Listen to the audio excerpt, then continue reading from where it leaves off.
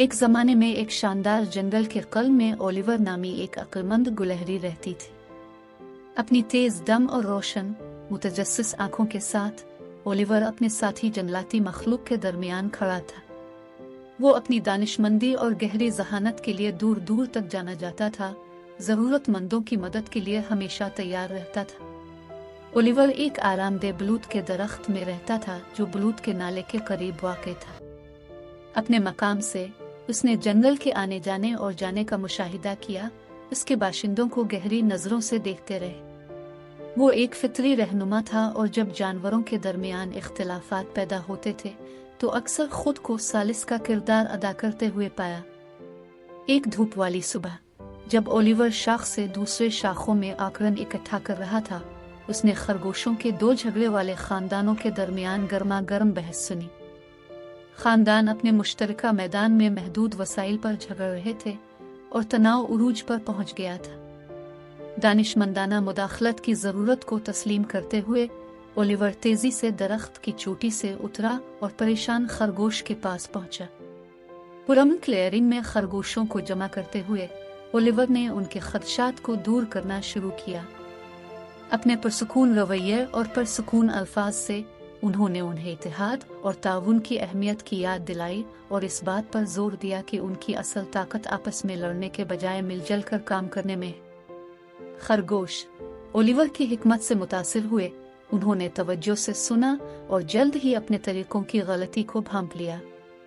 गुलहरी के अल्फाज से मुतासिर होकर खरगोश ने अपने इख्तिलाफात को एक तरफ रख दिया और दोस्ती का मुआहदा किया।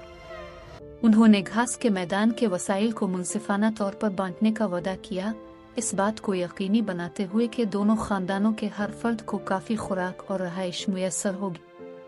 ओलिवर इस करारदाद से मुतमईन था जिसकी इसने सहूलत फराहम की थी। खरगोशों को भागते हुए देखा। उनके एक जमाने के मुखालिफाना रवैयों की जगह एक नई हमाहंगी ने ले ली। ओलिवर की अमन साजी की सलाहियतों की खबर पूरे जंगल में फैल गई और जिंदगी के तमाम शुबों से ताल्लुक रखने वाले जानवरों ने इससे मशवरा किया।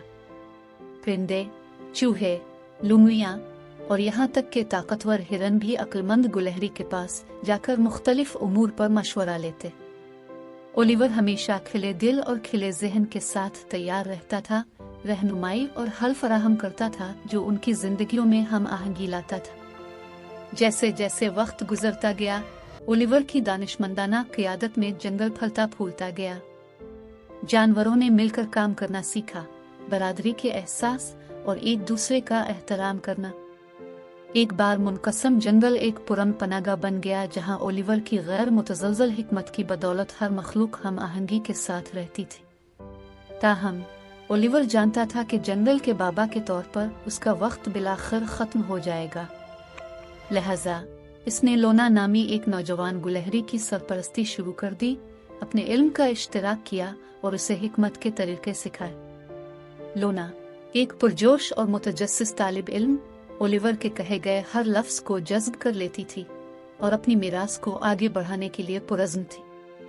साल गुजर गए और ओलिवर की खाल भूरी होने लगी जो बुढ़ापे के आगाज की अलामत थी। अपना वक्त करीब आने को महसूस करते हुए उसने जंगल के तमाम जानवरों का एक अजीम इज्तिमा तलब किया। अक्लमंद पुराने आलू से लेकर चंचल चुपमनिक तक वो गुलहरी को खराज तहसीन पेश करने के लिए जमा हुए जिसने उन सब की रहनुमाई की थी। सरसराहट के पत्तों और नरम सरगोशियों के दरमियान ओलिवर ने आखिरी बार अपने साथी मखलूक से खिताब किया। तशक्कुर से लबरेज आवाज के साथ उसने उनके एतमाद के लिए उनका शुक्रिया अदा किया और बताया कि उन्हें उनकी तरक्की और इत्तेहाद पर कितना फख्र है। फिर टाश को लोना तक पहुंचाते हुए ओलिवर ने इस हिकमत को आगे बढ़ाने की अपनी सलाहियत पर अपने एतमाद का इजहार किया जिसने उनके जंगल को जन्नत की शक्ल दी थी। और इस तरह जैसे ही सूरज गुरूब हुआ, ओलिवर ने सुकून से आंखें बंद कर ली। उसका दिल इत्मीनान से भर गया। जंगल हमेशा के लिए अक्लमंद गुलहरी का मकरूज था। लोना की रहनुमाई में तरक्की करता रहा। इत्तेहाद और हिकमत के इन अनमोल सबक को कभी नहीं भूलता जो ओलिवर ने उन्हें सिखाया था। इसकी मीरास जिंदा रही, उनकी जिंदगी के ताने बाने में बने हुए ایک عقلمند گلہری کی طاقت اور اس کے گہرے اثرات کا ثبوت۔